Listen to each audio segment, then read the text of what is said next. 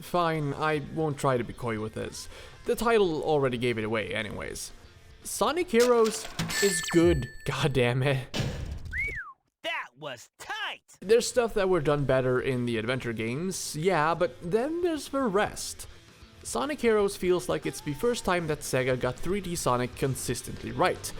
With some missteps here and there, of course, it wouldn't be a Sonic game otherwise, which is a bold statement if it's being directed towards the die-hard adventure fans, and while some parts of the game are questionable, there's still stuff that honestly holds up to this day, but which is still somewhat missing from the modern Sonic games. With that said, let's start our deep dive into one of my favorite GameCube games, starting with one of the more contentious parts. Ha! Think I'd miss this? Time to crack that Eggman wide open! Yeah, let's party!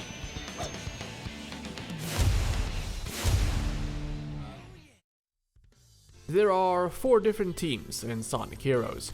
They mostly play the same. For the sake of this part, we'll say that they do and then go over their differences later. There are 3 different modes you can make use of, called formations in-game. There's the speed formation, which has the speed character go out in front, with the others trailing behind in a straight line. There's the power formation, where the characters spread out horizontally with the power character centered in the middle, and then there's the flying formation, where the flying character is situated on the top of the others in a totem pole. It sounds worse than it looks. Based on pure speed, these formations get progressively slower, going from speed to power to flying. While playing, you'll have to switch formations depending on the challenge ahead, and this is the core aspect of the game. If you're coming from the adventure series, this might feel a bit familiar. It's like they combined the different styles of gameplay into one mode. If you're coming from one of the newer Sonic games, you might be wondering how they can still give you a sense of speed when you have to switch between characters like this all the time. The short answer to that question is that they do, or rather that it's possible to maintain the speed, but it's very dependent on the player. To sufficiently explain what they do to make you want to go fast and how they go about making it possible, we're gonna have to start by delving into the scoring system. Sonic Heroes is the second game in the series to feature a ranking system for assessing your performance in levels. The ranks goes from E, the worst, to A, the best. Not counting boss stages, which are ranked on time only, the grade you get is 100% dependent on your final score for the level. These of course vary from stage to stage and from team to team, however the process does not. At the end of every level, you're greeted with a scorecard, where you're given a separate score for what you've been doing in the level itself. That is a score you've gotten from defeating enemies, passing through rainbow rings for style points, and your character's levels. A score based on the rings you have when you finish, and a bonus based on how fast you traverse the stage. All of these are tallied together to form the total of which your rank is based on. So, to summarize, to get the best score you need to 1. Destroy a lot of enemies. Also, if you've been paying attention, destroying a lot of enemies in quick succession gives you more points, but the max payout is only at 2,000 points. So if you keep track of how many enemies you've defeated in a group, you can take advantage of this score increase multiple times. 2. Play the game well. Don't take any damage or die, and find the best routes for combat points as well as style points. And then, 3. Do it quickly and efficiently. So to go back to the question of whether or not it's possible to maintain a lot of speed through all of this, yes, it is definitely possible. It does, however, require the player to know where and how to best utilize the different formations. If you wanted, you could tackle almost every common encounter with the speed or flying formation, or always run around in the power formation, but the game would slow down considerably. When it comes to combat, unless your speed and flying characters are completely leveled up, they won't make that much of a dent in the enemies, which will ultimately result in a bad score. Not only because you'll lose time by trying to defeat them, but also because you won't defeat them fast enough to rack up a combo. As such, getting a good rank is supposed to be your incentive to play well. The big question then is this: is it enough of an incentive? Personally, I always strive to do the best I can in these situations, so when I see a C rank at the end of a level, it kinda irks me and pushes me to do better next time. But that's just me. What about the people who doesn't care about ranks? After all, E or A, it doesn't really have an impact on anything except your ego and a super hard mode which you unlock after getting all A ranks, but that requires an almost ridiculous amount of dedication. Like, first of all, getting an A rank isn't always a cakewalk. To begin with, you need to achieve a high enough score, and you also need to do it without dying, since if you do, your score is reset to 0. Also, you have no idea what the requirements for the different ranks are unless you look them up online. In addition, there's the extra missions, which, except for Team Sonic, whose objective is simply to complete the level within a set time limit with a somewhat more lenient score requirement, all highlight the bad parts of the game. Team Rose needs to collect 200 rings and is graded depending on the time it takes you. The levels are full of rings to begin with though, so you just end up running through the same level again, but this time you're stopping a lot more to go out of your way to collect the rings.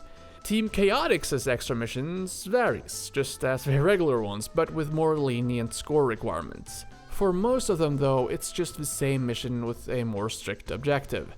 For the ones when you need to collect stuff, you have to collect the double, and so on. It's just not fun, and I really wish more of them would be like the extra mission in Ocean Palace, where you now, in addition to getting to the end, need to get there unseen. This is what I thought they'd do when I first started with the extra missions, but nah, that was just an exception to the rule. Team Dark needs to destroy 100 enemies, and I don't think I need to explain why that isn't optimal. After all, no one plays Sonic games for their combat. I'm looking at you two, Unleashed and Boom. Also, none of the extra missions give you their point or time requirements for the ranks either. No, getting a good rank is not enough of an incentive to play well simply because the ranks themselves means nothing, unless you get all the A ranks, which is merely a tedious waste of time. So why then would you even play the game? Well, this is a Sonic game after all. The truth is that the grade you get doesn't matter. They're just there for the game to tell you that it's possible to do better. In my opinion, the core of every good Sonic game is the flow state that is created when you play well, and honestly, any Sonic game that isn't able to create that state is missing the mark on what makes these games so good. The flow state is the real reward here, the real incentive to play well. Because once you've gotten a taste of it, you'll never want to let go. The flow state I'm referring to here is something I like to explain as a state of heightened focus, where you're extra in tune to what the game is telling you to do. Like, for example, the best way to dispatch of enemies, or picking up on the optimal route while avoiding obstacles. Running through the levels as Team Sonic and Team Dark while using the ring dash, the triangle jump, and quickly dispatching enemies is a ton of fun. But that's only 2 out of 4 teams, isn't it? And this is where Sonic Heroes, although a small one, makes its first misstep. When you go to play the story mode, you're greeted by this screen. And normally you'd think that you're supposed to start with Team Sonic and then do the rest, moving from left to right, but that's not the case at all. In reality, you're meant to start with Team Rose. This is pretty clear when you're dropped into a tutorial section when you choose them. They're meant to be the easy difficulty, while Sonic is normal and Dark and Chaotix are considered hard or intermediate or whatever. It's so weird how this isn't signposted, but rather hidden behind a button press that makes Omochao appear and explain it to you in a really drawn out fashion. It's not like you can't go Sonic, Dark, Rose, Chaotix though.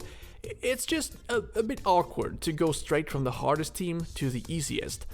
Whenever I'm aiming for a full story completion, I usually go Rose, Sonic, Dark with Chaotix somewhere in between to break up the monotony of having to do the same thing 3 times in a row. Because while the 3 former teams all revolve around running through a stage from start to finish, Team Chaotix is more mission-based, and thanks to that, they're probably the team with the least flow. A lot of their stages centers around collecting or destroying a set number of stuff. Some of them are just pure speed stages, and those aren't as bad, yet they're not as effortlessly flow state inducing as Sonic or Shadow stages. A lot of that comes down to the differences in moveset, something that's a problem with both Team Chaotix and Team Rose. For example, while Knuckles and Omega's attacks move them forward while they're punching, Vector and Big attacks while standing still and are also much slower in every way. On the flip side, these characters have a unique move, a kind of a belly slam, which if you change to the speed character while mid-air, you'll get a huge speed boost when you land. Kind of like the drop spin from Sonic Mania. But it's basically only milliseconds faster than using a Rocket XL, which all the speed characters have access to. They're also missing some crucial moves, but while Espio actually has the triangle jump, something only Amy is sorely missing, which lets them wall jump essentially. They both lack the most important ability for achieving, and more importantly, maintaining flow state, the ring dash. What would it feel like to be speed alive and rule the night and day? Watch as it passes by you, the masses try you, but they just can't keep up. Into the free, into the me, into the ever-knowing. Felt so refrained, felt so constrained, but now I'm breaking out and I'm falling free in the wind. This wasn't quite a game changer when it was introduced in Sonic Adventure 1, since it had to be charged up slowly. But then they reworked it in SA2 and my god, 3D Sonic was never the same. The ring dash is probably the best addition to Sonic that has ever been made, and it's pretty clear why. At its core, it's a very simple concept. You press a button and travel along a row of rings, and as such it can be utilized in a lot of ways. Need to transition between 2 points? Row of rings. Want to give your players a hidden route for finding a switch? Row of rings. Want to challenge the player's reaction time? A mid-air, you guessed it, row of rings. My favorite implementation though is when they simply leave a row of them on the ground, which you can use for a little speed boost. Although admittedly they're sometimes spaced out just enough so that it's not possible to execute the move for some reason, which is hard to notice and also kinda annoying since the B button is also mapped to the roll, rocket excel or attack or whatever, which at worst can make you stop up completely. However, they also leave rows that helps you maneuver corners, because let's be real here, movement in 3D Sonic games has never been overly good, especially not at high speeds, and that's true here as well. I do swear that it feels less slippery than in the previous two though, but that's probably just me being used to it. Correct me if I'm wrong, but I don't remember the Lightspeed Dash being used as much like that in SA2. However, the obvious difference here in Heroes is that the ability is available from the start. There's nothing in this game that you need to unlock like in the adventure games, and honestly, I do think that it's for the better. While you don't get a sense of progression, as in you're growing stronger over time, it does allow the developers to design all the levels with the entirety of the character's moveset in mind. Also, remember, Shadow's version of the Lightspeed Dash in SA2 was optional. Okay, so I said that there are no unlockable moves and that the stages are designed for the character's full moveset. This is the truth, but it's not the entire truth. See, every formation in this game can level up 3 times, and as they level up, they get access to better versions of their moves, I think we'll say. And that is the second misstep of Sonic Heroes. To begin with, levels aren't always easy to get. You're guaranteed a level up on the character you control when you activate a checkpoint, or after a perfect bobsled/car run, but the latter of those doesn't come up very often and can be kinda hard. Other than that, you'll have to either find hidden items that levels you up, or pick up power cores that spawns randomly from defeated enemies. Well, unless you're Team Rose, who gets 1 level up for each member during their team blast, but we'll talk more about that later. As you level up, a couple of things happen. 1, your attacks gets added abilities, most commonly when the given formation reaches level 3. The shots from the flyers attract rings, the power character's final attack in their ground combo changes, and the speed characters are able to activate poles and knock away enemy shields or send them flying into the air with their homing attack, something that was previously only possible with the tornado attack. Speed characters also get increased acceleration and top speed. Second, all the characters grow stronger. In previous games, most enemies only took 1 hit to destroy. Here, however, they have life gauges, and the amount of health the enemies has varies depending on what type it is.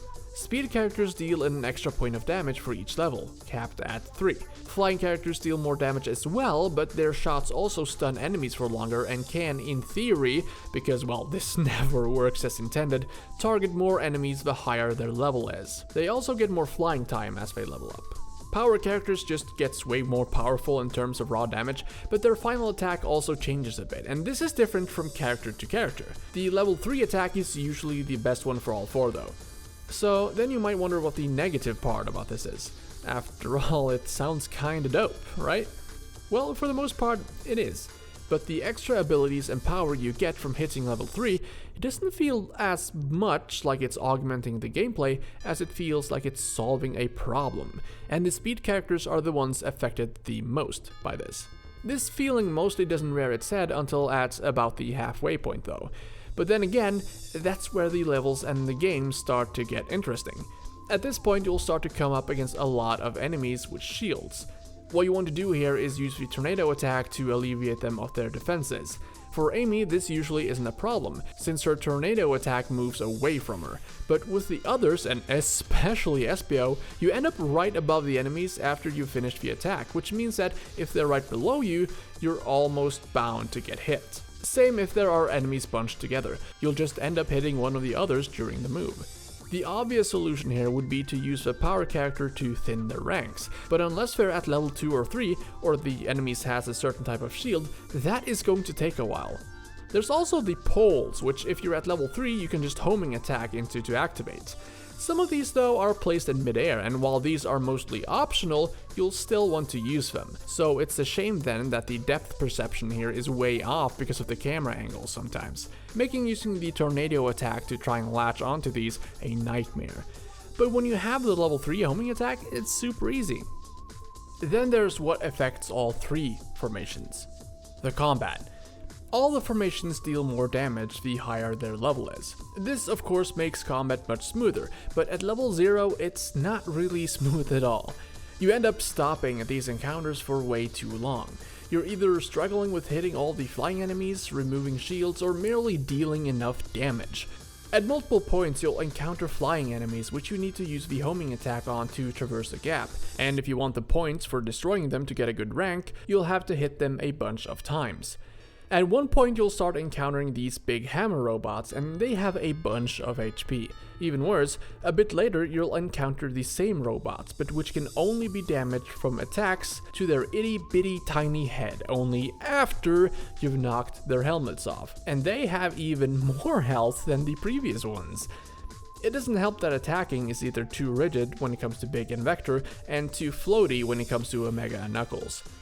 Attacking with the latter two can especially pose a problem since there's some sort of auto tracker in place which makes them home in on the nearest enemy regardless of if they're on the other side of a chasm or not, and since their attacks are so floaty, even without the auto homing to be honest, you'll end up careening off the cliff. At these points I find it better to just use the team blasts. After this bar on the top right has been filled up, either by collecting rings or defeating enemies, you can unleash a screen clearing attack that also gives you another tiny benefit. These are unique to each team. Team Rose, being the easy mode, gives you invincibility and a level up for each character. Team Chaotix's one is hilarious and also gives you rings for each enemy you defeat, which if you plan it well will let you spam it infinitely. With Team Sonic you can initiate a mini burst attack, which is kinda unreliable to be honest, but it's cool, I guess. Team Dark's Team Blast is by far the worst though.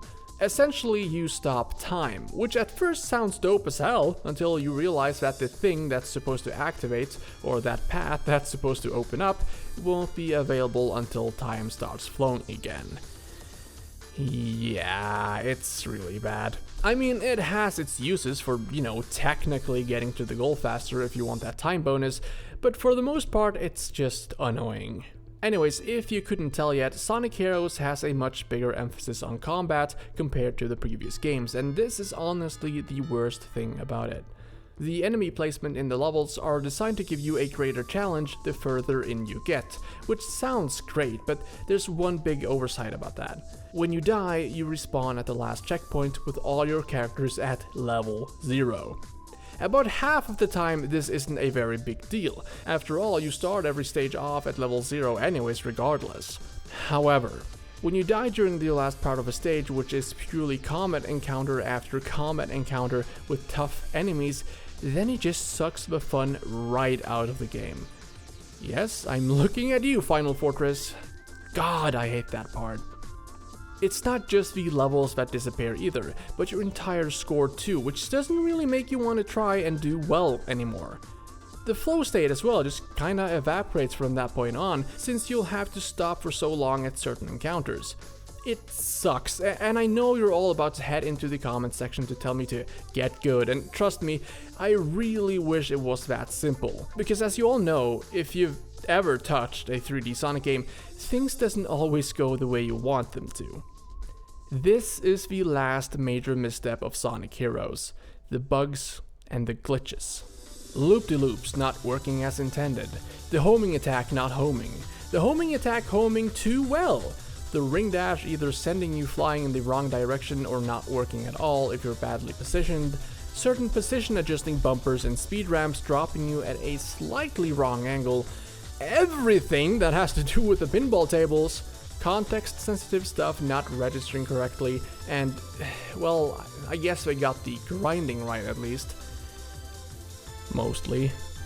The thing is though that most of these cases are reliably buggy, by which I mean that as long as you're aware of the conditions, you're able to avoid what triggers them or make the best out of the situation. Mostly. Some of the bugs are very unreliable and seemingly without a specific trigger, which is really dumb, because you can more often than not play a level to perfection without encountering any bugs, but if you're unlucky just one time, it can ruin your entire run. There's no single level that's worse than the others in terms of bugginess though. Well, I say that, but there are 2 levels that are... well, we'll talk about those later. As for the rest though, they're pretty okay all around. Except for the special stages. These are the culmination of everything that is bad about the controls and the bugs in Sonic Heroes. They're not impossible, but you'll most likely have to retry some of them at least a couple of times to overcome them. You'll need to complete 7 of them too, since you'll need all the Chaos Emeralds you get from the special stages from the second level in each zone to play the final story. In the normal special stages you're simply racking up points for 1-ups, but in the others you're chasing down an emerald. You'll need to catch up to it before it reaches the end, and you do so by collecting these rainbow-colored orbs, which fills up a boost gauge which you activate by holding B. It sounds relatively simple, right? As I said though, these levels highlights the worst part of the controls and the bugs. You're at all times running inside a tube, which means that you can run all around it, be that on the ceiling or the sidewalls, and you need to collect the orbs, but the sensitivity here is off the charts. In addition, it feels like you're always fighting for control of your character. If you're not running in a straight line, like when you're doing slight turns, there's some invisible force dragging them to either side, so when you're trying to go slightly to the left or right, in one of those instances, depending on which way you're being dragged, you'll end up doing almost an entire rotation, and when you're boosting, this problem multiplies tenfold. What's worse is that they'll start placing up bombs as well, which not only slows you down, but also takes a way too big chunk out of your boost bar. And then there's the sharp turns. For some reason, I can't do these correctly. No matter what I try, I end up running all over the place or getting stuck to the ground for some reason. When this happens, you can't really boost either. It's like you're continuously grinding against the floor, unable to pick up any speed whatsoever. And so, the emerald gets away. I've found that you either have to catch it before any of those worst parts, or you need to carefully study the level to know where to slow down and where to boost. That's easier said than done, of course, and you can still be affected by the mentioned bugs no matter how careful you are, so it's really just a matter of luck a lot of the time. But for some of these, that's pretty much your only option. That or get incredibly lucky. And of course, every time you fail, you're booted right out without an option to retry. Thankfully though, getting back in is only a matter of choosing Team Rose and running through the required level while keeping on to one of these keys which disappear when you take damage. None of the emeralds are locked to a specific team, so you might as well. As much as I do like running through these levels, this is way too tedious, man. Playing through them once with all 4 teams was already kinda stretching it. Thankfully, this is only mostly true for the last couple of levels though, and despite having to run through them all 4 times each, I can't say I ever grew tired of them during the playthrough. Some of that is thanks to the levels being somewhat different depending on which team you play through them as. Like I briefly mentioned, there are 4 difficulties that you can choose from, Essentially, this comes down to which team you choose, with Amy being the easy one, Sonic being normal, Dark being hard, and Chaotix being, well, it's not a difficulty per se, but their mission mode, essentially. If I had to design a difficulty to them, I guess I'd go for mostly normal but bordering on hard for certain levels. I usually use Team Chaotix to offset the monotony of having to play through the same stages in mostly the same way 3 times, usually playing them between Team Sonic and Team Dark so that I can appreciate the Dark playthrough more. Yeah, you'd think that the team with Sonic in it would be the preferred one, right? But I think that the game gets more fun the higher you get on the difficulty chart, and a lot of that has to do with how they determine the difficulty. With Team Rose, everything is pretty much a cakewalk. There are no places where you need to pull off any complex moves, and the formations you need to use to overcome certain obstacles are always signposted pretty well throughout the game. There's tons of rings everywhere, there's almost no complex puzzles, there are very few enemies overall, and the enemies that do appear are usually of the weaker sort, and the levels are very short. Most of them take like under 3 minutes to complete. As a result of this, their levels usually boils down to mindless running. It's not like there aren't any relatively difficult parts, but they're few and far between. Not only does this make for a great introduction to new players, but it also alleviates some of the Chaos Emerald grinding annoyance. However, since the levels are so short, and most of the difficult parts are just straight up removed, you'll end up missing out on a lot of the set pieces and challenges that makes this game so fun. Sadly, the same thing happens with Team Chaotix. The levels themselves are usually on the longer side. I'd say they're more often than not about as long as the Team Sonic and Dark levels, and while they don't remove as much as with Team Rose, there's still some key parts missing, like the Rolling Stones in Ocean Palace or the alligator chase sequence in Deep Jungle. Although it is disappointing, it is at least understandable. For Team Rose, these sequences are basically just too hard. For Team Chaotix, they simply take up too much space. Their missions often revolve around collecting or destroying a set amount of things, be that chows, keys, or whatever, and the levels are built around this, allowing the player to teleport back to the start at the end to comb over the entire thing again if they missed something. Because you might have to go through the level multiple times, they removed the big flashy sequences that you can't really hide anything in anyways. I said that I found it understandable, however in the case of Team Chaotix I don't think it's a good solution. As it is now, it's hard to find any kind of flow in their collection stages, since the levels are usually pretty big with multiple paths, so you have to look around everywhere for the objective. It's not like they're placed randomly though, like with the treasure hunting stages in Adventure 1 and 2. Also, the part about this stuff being hard to find is somewhat negated, since they usually have double the amount of collectibles you actually need, but that is never explicitly told to the player, so it's harder to pick a path compared to the other teams when there's multiple options, since you can't fully trust that the game will lead you to an objective like it leads the others to their objective, which is the end of the level. Fixing this without completely redesigning every level would be hard, but at the very least I'd much rather have the stages be more linear in nature, like with Team Rose, except with stuff hidden along the path or gotten through puzzles and combat challenges, at least for most of them. It's weird that a lack of linearity would come up as a criticism in a Sonic game at this point in the franchise, but it's really only valid for Team Chaotix.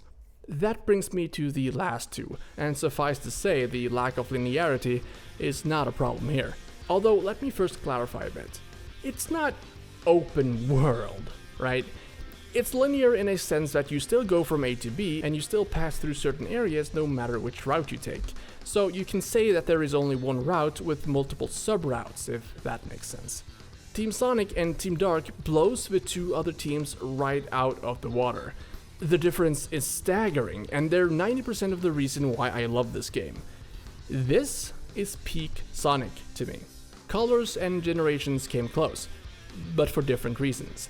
The level design in Heroes is nothing short of phenomenal. You have so much freedom in how you decide to deal with obstacles, and the best method often changes depending on the level of your characters. Do you use the flying formation to take down the plane enemies, or is it faster to use the homing attack? Do you use the speed formation to remove the enemies' shields, or power through them with a fully leveled power character? The feeling of always thinking 2 steps ahead and perfectly changing formations when the level requires it is intoxicating, and especially early on, it's set up that way on purpose. You're given time to react to most enemy setups, either because you can see them from a distance, or because you're in the air and can't do anything anyways. It's just a couple of seconds at most, but it's still enough for your brain to react. There's multiple paths you can take, some of which are only accessible by a split-second decision if you're in the right formation, but the game guides you into the right formation beforehand. There are rows of rings up the wazoo that leads you in the right directions and allows you to bypass dangerous situations if you can manage to travel along them, and this is just Team Sonic. To me, Sonic Heroes gets more fun the further up the difficulty ladder you go. And at the top, there's Team Dark, which takes this game another step further. This is where the design choice of having 4 different teams who all go through the same-ish levels start to pay off and make sense. Well, that is if you've done them in order, of course, because with Team Dark, so much of the level design is based on you knowing the layout of the stages beforehand. There's also a ton of shortcuts. It's like the developers acknowledge that you'd already gone through this and gives you a way to bypass some of the more boring parts of levels if you're willing or able to grab onto that opportunity, and the stage power plant is a great example of that. As Team Sonic, there's only really one way to go when you first start the level, which is straight forwards and into one of these ball things that shoots you out. For Team Dark, however, you can skip all that with a ring dash. Later on, there's some platforms that will rise up when you defeat the enemy over them, but if you know about that, you can defeat the enemy while still standing on the platform and ride one of them up, and thus not having to destroy the others. My favorite is in the elevators, which are normally very slow, but with Team Dark you can skip all of it with either air boosters during the first elevator, or a combination of boosters and ring dash in the second section. As for the levels in general, there are also other stages that doesn't do this as much, but just goes completely ballistic, like Rail Canyon. I have no idea why people hate this level so much. While doing research, this and Bullet Station came up most often as an example of bad levels, but god damn! Rail Canyon at least is one of the best in the game. Sure, it doesn't have the intricacies of levels like Power Plant, but look at this. It's non-stop, back-to-back high-speed action. Who cares if it's literally on rails? They make up for it tenfold with just the insane spectacle. Grind rails falling away as they explode. Giant scary trains headed straight for you. The fucking music, I mean, what is there not to like here? As you can see, Sonic Heroes never really rests on its laurels when it comes to its levels. Despite the obvious similarities, every stage has something that's unique to it, and also gives off a sense of progression. Seaside Hill is pretty self-explanatory. It's some hills by the seaside and also with beaches and stuff, but there's also hints of some kind of structure having been there. White slabs with strange red markings cover the place, and little by little they grow in number and complexity until you enter Ocean Palace, which is literally an old temple built with that same architecture, filled with traps and moving pillars and other contraptions. After you enter the city, Grand Metropolis, you work your way towards its center, the power plant, which mainly takes place indoors but features smaller passages and more enemies. After escaping the plant, you end up at Casino Park, which is probably part of the city, if I had to guess. And you know what, let's take a break there, because as I was researching this, yes, I did see a lot of hate for Rail Canyon, but Casino Park and the next one, Bingo Highway, were not far behind on the rankings of the worst levels. With good reason too, I might add, because not only are these levels 1. Excruciatingly boring, 2. Incredibly frustrating to play through thanks to the horrible pinball physics, like you might as well hand Jesus the controller here and just mash the flippers until you get where you need to go. Oh, okay, maybe it's not that bad. You do have a certain amount of control immediately after you hit a flipper or something else, but it's wrestled from you a couple of seconds too soon afterwards, and forget trying to aim at any of the bingo numbers or try to avoid any of the obstacles on the board in the latter level, because if you thought the pinball table physics were bad, oh boy. And 3. And yes, I did almost forget about this because I was so fired up, but the fire is not going to be quelled just yet, because these 2 levels are some of the most broken stages in the entire game. I have never encountered even half as many bugs in any of the other levels as I have in these 2. I had a lot of trouble with my teammates picking up the rings in this row, so I just ended up kicking myself off of the stage here a couple of times. Strangely, this is the only place in the entire game this happened. Characters will sometimes just straight up disappear from the pinball boards and never come back. You have to either die or use a team blast to get them to return. And if they're still on the table and you need them somewhere on the ground, and you try switching to them, the camera will reposition itself over to where they are on the table, and sometimes that means you'll have to do the entire bullshit pinball part again. Or, alternatively, when you switch to them, you end up literally all the way back to before the pinball part even, get hit by an enemy, and fall off the stage. Anyways, they're pretty cool levels, I guess. I like how the normal robots are wearing costumes and come in different colors. Next up is Rail Canyon and Bullet Station. In the former level, you're basically traveling towards the latter one, since it's believed that it's an Eggman base. There's a bunch of grind railing here, which is something that was slowly built up towards during the Grand Metropolis stages. This is the halfway point of the game, so they're starting to turn the heat up a few notches with more pitfalls and fewer platforms, although there is a certain safety present thanks to the abundance of grind rails. After this, we arrive at Frog Forest, and after traveling through the open forest, arrive in the more dense Lost Jungle. These levels have some really interesting mechanics, which revolves around the frogs that are present. If you disturb them, they'll summon a rain shower, which makes plants grow if the frog is green, or the plants wither if the frog is black, though the latter one is only present in the latter level. It's not really as much of a mechanic as it is a set piece. You're more often than not required to disturb the frogs if you want to make any progress, though at some places you can get some optional stuff if you play your cards right. There's a really cool sequence where you're grinding on a vine as it's growing and stretching out in front of you, so that's pretty cool. Oh, and the Team Chaotix's mission in Frog Forest is to not get noticed by the frogs, which is pretty much the only time in the main game you have an actual use for Espio's unique ability to turn invisible. Afterwards, you arrive in Hang Castle. This takes place mostly outside of what is the next level, Mystic Mansion, where in the intro you're seen running through the front door. These two levels have more of a spooky feel to them, and honestly I quite like it. There's a bit of mysticism to these two, with an eerie background track that shifts in intensity when you get to the second part. In my opinion, the Team Sonic version of Mystic Mansion is a bit too unforgiving with checkpoint placements in the latter half of the level, especially considering how easy it is to fudge the very last part. Be that either by completely missing a ghost with a homing attack for no discernible reason, or getting knocked off the stage by a couple of enemies that are way too big for the platform they're on. Dying here can be downright infuriating. Cool level though, with a lot of great environment design. Finally, there's Egg Fleet and Final Fortress. The former is probably one of the best levels in the game and has an unrivaled opening. I have some mixed feelings on Final Fortress, however. It's kinda dark. I really don't like the final grind rail segment with a huge laser since it's so easy to mess up, which honestly never feels like it's the player's fault. And there's a bunch of button puzzles that, while they're not overly hard, they're kinda annoying to deal with and feel superfluous. Also, Final Fortress has a bit too much focus on combat, especially when it comes to the Team Dark version.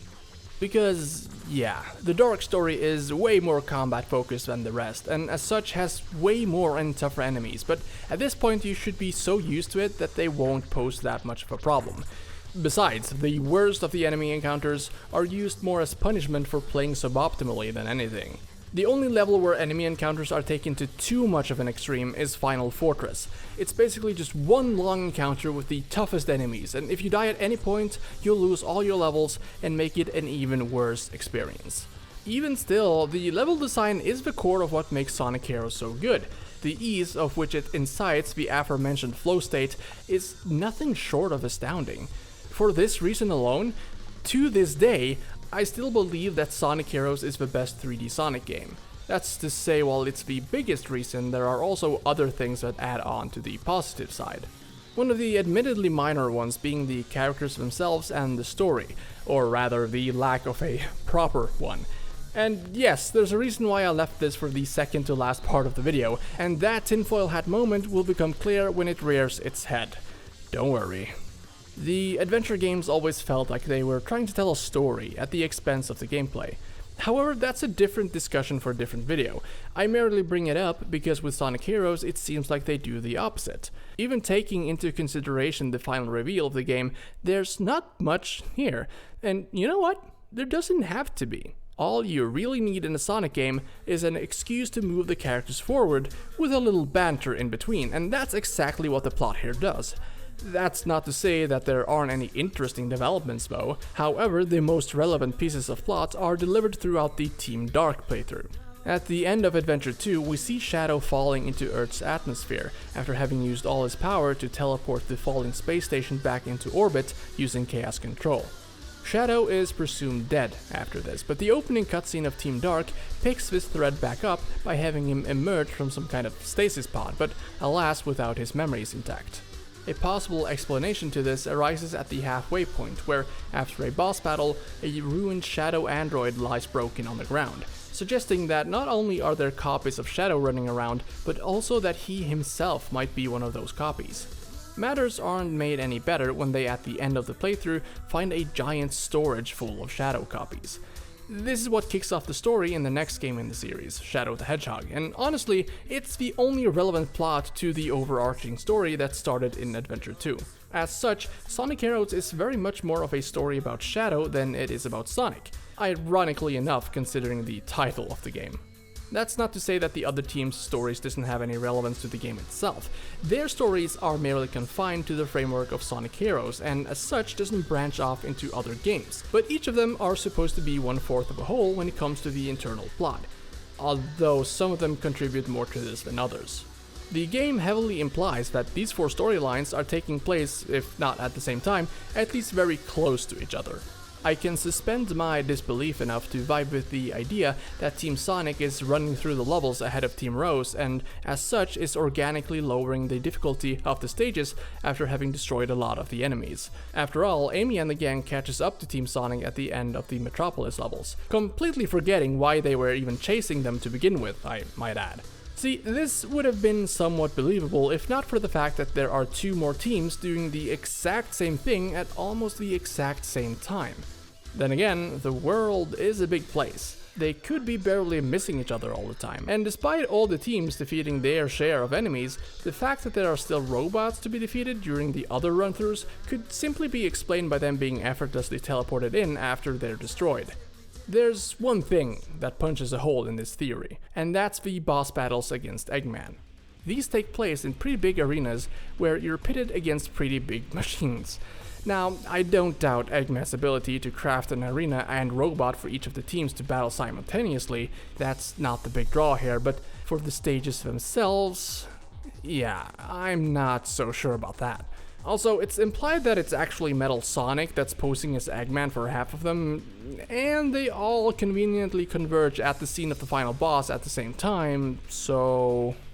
Anyways, if this is supposed to make sense, there's gotta be some kind of canonical order to what's happening, right? Like I said, Sonic doesn't necessarily need anything but an excuse to move the characters forward. But my brain has a stupid need to organize the story into something that makes sense continuity-wise, and honestly, the only reason I've brought this up is because it further lends aid to the idea that this is more of a game for Shadow than it is for anyone else. So, with that, put on your aluminum hats and let's start from the beginning. I've got a bad feeling about this. As for a general timeline, I believe that Team Chaotix are the ones that start off the adventure first, Team Dark second, Rose third, and Sonic last. Team Chaotix sports a very unique style of gameplay here compared to the rest, having a mix of stages where you need to collect hidden stuff, stages where you need to go fast, stages where you need to destroy enemies, and so on, which would naturally slow them down, which is why I believe they start off first and then gets overtaken later on, ultimately finishing third. As such, assuming that most boss battles are only fought once, they're the ones that take care of the Egghawk. Afterwards, they're defeated by Team Dark, who speeds on ahead and goes on to take out both Robot Carnival and Egg Albatross, having their DNA scanned by Metal Sonic in the process. Here's when we're gonna break a rule though, because if we're to use the cutscenes as canon material, which we kinda have to, after Team Sonic defeats Team Rose and runs off ahead of them, they also fight the Egg Albatross and has their data scanned by Metal Sonic too. I think Metal Sonic has enough time to reform or bring in another Egg Albatross or whatever during the time it takes Sonic and the gang to get there following Team Dark, after which Metal Sonic heads to the final fortress. Since Team Dark is being slowed down by all the boss battles, Team Sonic eventually catches up and they barely defeat them in battle. Shortly after this, Team Rose and Team Chaotix meets, and considering Cream still has her Chow, Amy is the Vector. Seeing as Team Dark put a damper on Team Sonic during their battle, I'm gonna assume that they're the ones who reaches the Egg Emperor first and defeats it, ultimately succeeding in their goal of destroying Dr. Eggman. Also, notice how Eggman still hasn't pulled an Alex Mack and dissolved into Quicksilver yet. After this, Team Chaotix arrives and goes on to find the real Eggman locked in a room. Then Team Rose arrives and finds Froggy and Chocola appear from the mass. As for Sonic and gang, well, there's simply nothing to grab hold on. The last Team Sonic cutscene doesn't even acknowledge the Egg Emperor at all. It's from this point that the last story picks up from, with Team Chaotix interrogating Eggman while the other teams are just standing around and patting themselves on their back or whatever. And that's my theory at least. A game! Am I crazy for actually caring somewhat about the plot of Sonic fucking Heroes? Probably. I do really like it though. There's not much story here, there's a tiny bit in the Team Dark section like previously discussed, but what I really like about it is the way the characters interact with each other when they meet and their motivations for actually chasing down Eggman. Team Sonic is probably the least interesting in that regard too, which, again, the name of the game is Sonic Heroes, so why the hell he's not getting any attention is beyond me. Anyways, this time around Sonic's just chillin' when Tails and Knuckles catches up to him with a letter from the good doctor. It's basically a letter of challenge saying that he'll take over the world in 3 days, urging them to try and stop him. Why the hell he collectively calls Sonic, Tails, and Knuckles Sonic Heroes though is beyond me, but it has some serious hello fellow kids vibes, and also why risk your plans being foiled by literally making your biggest enemy aware of it? It does make sense though, believe it or not. This is after all not written by Eggman himself, but rather by Metal Sonic as a lure. Honestly, the rest of the Team Sonic stuff is either not at all interesting or present in one of the other teams' playthroughs. The only notable thing is that they don't even acknowledge the final boss in their ending. Instead, they just stand around and watch some explosions. Even Team Rose has more relevance to the plot. So basically, Big the Cat's frog, Froggy, is gone, and Cream the Rabbit is helping her Chow friend find his Chow friend, Chocola. Both the frog and the Chow was last seen being carried off by Sonic, so Amy, being Amy, that is constantly looking for an excuse to chase after the guy, are helping them track him down. Of course, it's not actually Sonic that's in the picture, but Metal Sonic, who, as we find out at the end of the Team Rose route, kidnapped the animals to record their data. This whole storyline doesn't really make any sense beyond that though. For most of the game, they're chasing Eggman because they just decided that Sonic wasn't the one who kidnapped their friends. Eggman did. I have no idea how they came to this conclusion though, since when they actually find Sonic, to no one's surprise, Amy completely forgets about the frog and the Chow and instead tries to pressure Sonic into marrying her. What? Wow, that sure is something, yeah. Oh, hey, I just remembered. Thinking back, there were a lot of discrepancies between the English and Japanese dub of Sonic Adventure 2, which ultimately had an impact on the story. Now, hearing this marriage thing during Sonic and Amy's encounter had me thinking if there was something similar happening here too. And yeah, no, it's still there in the Japanese version. I did find 3 notable differences that I wanted to bring up though. The first being what's actually on the letter from Eggman that Sonic receives. In Japanese, they're not being referred to as Sonic Heroes, even though it says so black on white on the paper, but rather Soniku Domo yo, which is more like Sonic and Friends. The second instance is pretty notable since it highlights the way the West tries to make Shadow edgier than he actually is. During the Team Dark and Team Sonic encounter, Shadow and Omega are a bit more aggro in English than their Japanese counterparts. In reality, they're not that bad, really. Omega says something along the lines of, which roughly translates to, if you get in the way, I'll have to eliminate you too. With Shadow saying, which roughly translates to, I have no choice but to make you disappear. They're implying killing them, but not outright stating it like in the English dub. Well then, it'll be a date to die for. God, this is such a cringy line, holy shit. The last and perhaps most important distinction lies within the last cutscene of Team Dark. After Rouge and Omega finds the storage room with the Shadow androids in them, Rouge wonders if the Shadow they've been traveling with is an android too. Omega tries to reassure her by saying that these might just be clones, and that the original must exist somewhere. It's petty semantics, but the way this is written makes it seem like Rouge is right, and that the Shadow we've been playing as is nothing more than a robot after all, which makes this kinda confusing. I suppose it was meant to be kinda open-ended so that the player could decide for himself. In the Japanese version, they're more definitive in their answer, saying that in order to make copies, you need the original. Like I said, it's about semantics, but the way Omega says it here makes you believe that he thinks the Shadow in their team is a real one, unlike in the English version where he gives off the opposite impression. It's a matter of personal taste, and I like to believe that this is in fact the real Shadow the Hedgehog, and there are more clues pointing to this. See, Metal Sonic's plan is to copy the biological data of what could be considered the strongest beings, right? That would include Sonic, Tails, and Knuckles, I guess. The Chow and Froggy, seeing as they are closely connected to Chaos, and Shadow, since he's the ultimate life form. Seeing as Eggman has an entire hangar ship full of Shadow clones, essentially in the form of androids, I don't think a mechanical clone is good enough, meaning that he'd need the original, organic version. Actually, this whole scenario could very well have been orchestrated by Metal Sonic. We see Rouge breaking into one of Eggman's secret facilities at the start of the Team Dark route. Who tipped her off about that? They have a goal from the very start thanks to Omega wanting to take down Eggman and his robots. Who led him to that specific chamber? It all points in the direction of a mastermind in the center trying to not only find out where the original is, but also find a way to observe him in action. So what this tells us is that originally, the only intended participants were Team Sonic and Team Dark.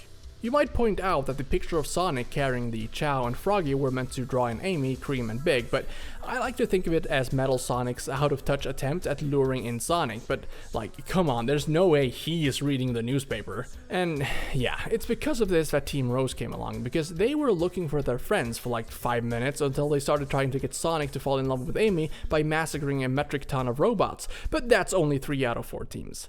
The final uninvited guests are SPO Charmy and Vector of Team Chaotix.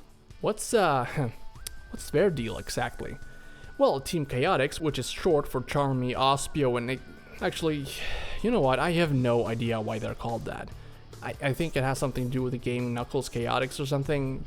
Don't get too attached though, they won't reappear in any meaningful way ever again, much less be actually playable, which honestly is kind of a shame because I like these guys. They're probably the ones with the most character when it comes to the cutscenes. Vector has a gentle demeanor but with a short fuse. SPO is kind of a no-nonsense guy. He's your stereotypical edgy ninja just without the black hair and sibling issues. And Charmy is pure chaos. One of the best moments in the game is the last part of the cutscene before they face off with Team Rose, where Charmy is literally the one instigating the fight. Oh, and while we're on the topic of fights, Team Chaotix are probably the ones with the strongest incentives here, even if they're both the product of a misunderstanding. See, the gameplay for Team Chaotix is a bit different from the rest. You're basically given different missions for each stage by someone through a walkie-talkie, and these tie into why you're fighting Team Rose and Team Dark. In Act 3, Grand Metropolis, and Act 4, Power Plants, they're tasked with destroying Eggman's robots and these Gold Turtle robots respectively. So naturally, when they encounter Team Dark, who has a robot amongst them, they think they're also part of Eggman's goons. I don't, however, know why Rouge feels the need to call their attention to her. It's basically the same in the Japanese version too, but I kinda like the idea that these guys are just reeking of sleazebags so much that she feels the need to comment on it. It's the same with Team Rose, who they encounter after being tasked with tracking down 10 Chows in Lost Jungle, mistaking the Chow that Cream has with her as one that she has kidnapped and which needs rescuing. I'm not saying they're the peak of Sonic writing, but at least it does make for a better narrative than, "Hey you who saved Earth by sacrificing yourself, I can't believe you're alive, now let me kill you!" Or, "I don't like how you're trying to force me into marriage, so I'll beat you senseless." For what reason they are completing these missions though, are simply explained with that's what they've been hired to do, and it doesn't have an effect on anything outside or within the levels either. In the end, it's of course revealed that it's Dr. Eggman who's been giving the orders all along while being imprisoned on board his own ship. I guess his end goal was to have them free him, although that kinda backfires once they learn that he doesn't have the money to pay the detective fee, so they beat him up. But then why go through the trouble of collecting chows and destroying his own robots? I guess it's actually Metal Sonic that's taken over his army, so he's sabotaging him, but that's just conjecture. Ultimately, the missions themselves are just there to spice up the levels a bit, and that's it, really. So with all of that out of the way, the only thing left to discuss are the bosses. Honestly though, there's just not a lot of stuff here. It seems like they want you to figure out the strategy for most of these, but the thing is that for the Egghawk, you basically just pummel away with a power character. With the character battles, as horrible and confusing as they might be, you just mash the A button in speed formation or the B button in flying formation, and you'll eventually win thanks to random chance. It's pretty much the same with the Egg Albatross, only you have to be careful not to use your homing attack or deal the last blow while it's flying over a pit. I think they had the right idea about the arenas with the big boss battles, having the player run around and collect power-ups while simultaneously dodging projectiles, but the execution itself is a bit lacking. The Egghawk is never really a threat at all, and the Egg Albatross feels a bit too unapproachable because of the level layout. You're supposed to use the power character during the second phase and run up besides it to attack, but since it's always moving away from you, and because attacking, especially with Team Rose and Chaotix, slows you down, that never feels like the right move. So you just end up using the speed formation to homing attack it until it gives. It's almost literally death by 1,000 cuts. In that respect, the Robot Carnival and Robot Storm boss battles aren't much better. These are basically just waves of enemies that needs to be defeated. In other words, they're not anything special. They're fine, I guess, but the Team Dark versions just seem to go on forever, and if you die at any point, you're starting all the way over again from the beginning. It's not like this is an issue that is isolated to the Robot Wave boss battles either. All the bosses have the potential to take ages if you don't know what you're doing, which is probably what will happen when you're a newbie anyways. Robot Storm is long, yes, but it's relatively easy. The only way you'll lose is if you have a stroke of well-timed bad luck or are just behaving recklessly. Egg Emperor, on the other hand, can be quite a meanie to deal with. Like the other Eggman bosses, this is also one that you will be chasing, at least for a bit. Just like the Egghawk, he'll stop for a while in the middle of an arena where you can use your power character to pummel him. You need to hit the glowing orb in the middle of his chest, but he also has a shield that he pulls up kinda randomly, it seems, whenever he's attacked. The shield can be destroyed, but that's easier said than done. The targeting here, whether you're aiming for the shield or the robot, only seems to work half of the time, while in the other half it looks like you hit him, but he doesn't take any damage. Either way, you won't really do much anyways until you've collected a few levels, which is where the chase sequence comes into play. It works pretty much like in the other fights, where you run through the stage and get levels along the way, only this time the boss's attacks are more prominent and harder to avoid. The attacks in general is something they really fucked up here. Like, the slashes are fine enough, he alternates between vertical and horizontal attacks which you need to dodge accordingly. Honestly, the chase sequence isn't the bad part, the problem arises during the transitions to and from the arena. One thing that'll happen often is that you're too fast for him. At the end of the pathway, you need to punch through one of these disc things or use a ramp to get to the arena. And these things are mostly scripted, right? There's a couple of seconds in midair there where you can't move. So what'll happen if you don't pay attention is that the boss will come up from behind you and damage you, which makes you lose your momentum and fall to your death below. Something like this also happens in the transition out of the arena, where sometimes the boss will fire off a rocket attack with a bunch of exploding projectiles that has minor homing capabilities, and he's backing away. To transition, you need to either use a tornado attack on a pole or a speed ramp to jump. The pole is the obvious best thing here because you get a speed formation level from it, but still, either way you'll need to wait for the rockets to settle. If not, you risk the same thing happening here as when you transition to the arena. The big problem though is that the boss has a charge attack which he uses when he gets too far ahead from you. That attack is basically unavoidable too, and will still hit you if you're in midair. Even if you try to use a pole while the rocket attack is ongoing, chances are you'll get hit no matter what, and by the time you've gotten back up, he'll already be far enough away to initiate the charging move. Your only real option is to not do anything and just wait for him to finish charging at you and then try to go on. It's truly a damned if you do, damned if you don't scenario, and for a game that is all about speed, especially considering that completion time is the only aspect that determines your grade for these boss battles, that's not very fun. While the Egg Emperor is the last boss for each respective team, it's not the true final boss. Final is accessed by beating the game with each team and having collected all of the Chaos Emeralds.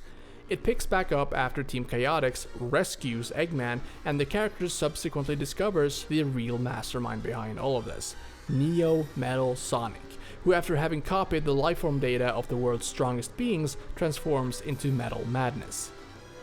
While the execution isn't top notch, I really like the idea behind this first phase.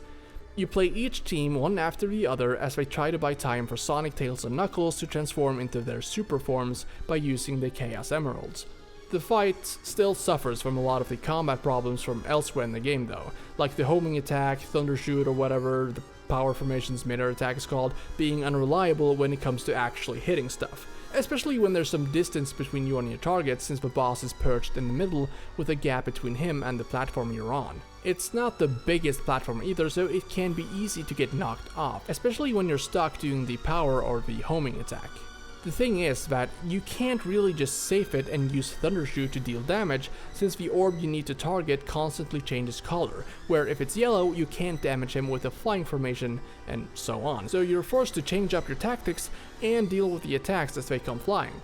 I don't think this is a bad idea at its core, but like I was saying, the execution is lacking because of how the game as a whole can be so unreliable. After the last team has had its turn bashing Metal Sonic, the real Sonic and friends finally transform, but so does the robotic one. Metal Madness sprouts wings, turning into Metal Overlord and takes the fight to the skies. The second phase is probably the best boss battle in the entire game. It's clunky, yes. However, it's still the least clunky one, while simultaneously providing somewhat of a challenge. Just like the supersonic fights in the adventure games, you need rings to maintain your super form, so you'll want to home in on the balloons that are up there for some reason. The fight itself is focused on destroying whatever projectiles Metal Overlord throws at you to build up your Team Blast gauge, which is the only way to actually deal any damage. To do this, you'll need to switch between formations to best counter his attacks. I really like how this is set up, but you'll need to see them a few times to understand who's best at dealing with what. The characters that's left on the ground will sometimes chime in with hints, but they're not always easy to hear in the middle of all the badassery that's going on. The fight does drag on for a bit though. In my opinion, they could have easily cut down the amount of team blasts you need to execute by 1 or 2. It is made better by the song blaring in the background, What I'm Made Of by the ever-talented Crush 40, which is honestly the best song they have ever included in a Sonic game, only rivaled by, but still outclassing, Live and Learn. This song sets a wonderful contrast to and perfectly complements the creepy hopelessness of the music in the first phase. It has to be said though that while a lot of people think this is supposed to be a song sung from Sonic's perspective, that's just a common misconception. If you listen to the lyrics, it's pretty obvious that this is a song based on Metal Sonic here. Still, you can't help but feel like it's played in your favor, and it does work out like that too. This boss battle is basically Metal Sonic being driven to the edge, almost going mad in the pursuit of being better than Sonic, essentially casting away his entire self in order to become something that could defeat Sonic, to the point where it feels like he needs to convince himself that he's the original creation to justify the change. Sonic actually says it best here. You actually thought you could defeat me by transforming into a monster? It's an interesting parallel, with Shadow almost believing himself to be a copy and looking for answers throughout the game. Hey, who knows, Metal Sonic might have gotten that aspect of his personality when he copied his data, only for it to become twisted and turned on its head. He can, after all, use Chaos Control. This is truly an intimidating boss battle though. He uses big attacks, like he dives down to the surface and picks up literal ships to throw at you, for example. In the end though, his efforts are in vain and he's defeated, reverting back to his original form. Sonic runs off into the horizon with Tails and Amy in tow, while the other characters each get their own little wrap-up on the side. Sonic Heroes is a great game, and since the series really likes to reinvent itself for every second entry, It's probably the closest we'll ever get to a perfect, purely 3D Sonic game, though I guess the jury is still out on that one until after Sonic Frontiers comes out. Personally, I'm not keeping my hopes up. I'm not saying that Heroes is a perfect game, it has its fair share of problems, that's for sure, and while I don't think he gave the game enough credit, King K said it best. Sonic Heroes is a lovable mess. Heroes probably has some of the strongest level design in the entire series. It's a shame that it's dragged down a bit by having to repeat the stages a bunch of times, most of which are lesser versions of the actual stage. After all, an inherent problem of having 4 different teams with 4 wildly different movesets is that you'd have to fine-tune every stage to the characters you play the level as. So it's understandable at least why they went with the similar teams approach with only minor alterations to the stages. When you go into the game as Team Sonic or Team Dark though, that's when it shines the brightest. The flow and sense of speed you get is almost unrivaled, but it's the ease of which it's obtained that is the game's biggest selling point. The bosses aren't very good and the story is near non-existent. You're not really playing Sonic for that though, you're playing it for the fun the levels bring, and while it feeds into the strength of the Team Dark playthrough, having to repeat the levels 3 times before then doesn't really pay off until you're in the middle of it. But that's assuming that you save them for last, which isn't exactly an obvious move given the setup. In the end though, I feel like the admittedly glaring problems this game have are vastly overshadowed by the quality of the gameplay, buggy and unreliable as it sometimes might be. And that is why Sonic Heroes is my favorite Sonic game.